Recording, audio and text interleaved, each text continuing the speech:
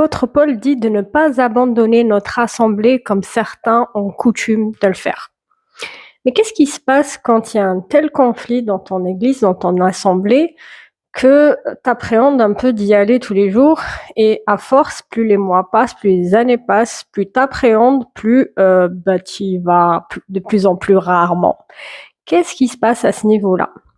Est-ce que c'est pas mieux de mettre les choses en ordre, c'est-à-dire dire voilà ce qui va pas, mon ami, mon frère, ma sœur, ça, on est en conflit, il faut qu'on le règle parce que moi je me sens pas bien, quitte à se partir en paix, comme Abraham et son neveu, quand il y a eu un conflit, il a dit si tu vas à droite, je vais à gauche, tu vas à gauche, je vais à droite, mais restons en paix.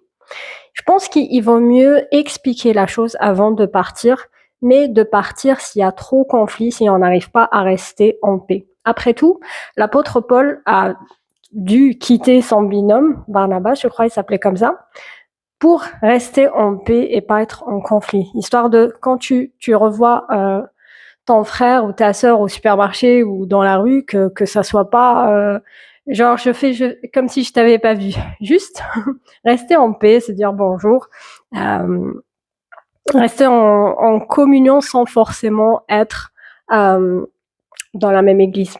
Voilà, je voulais partager ça parce que on est beaucoup à peut-être avoir des conflits et appréhender de venir, mais juste à cause de ce texte-là, on y va de moins en moins.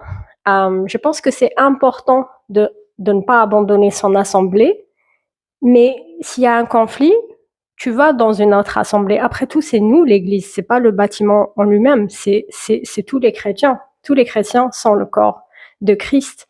Donc, pourquoi pas aller dans une autre église et ne pas l'abandonner, et ça sera ta nouvelle assemblée. Dites-moi en commentaire ce que vous en pensez. Est-ce que vous avez eu ce genre de conflit avant ou pas? Allez, c'est Eveni.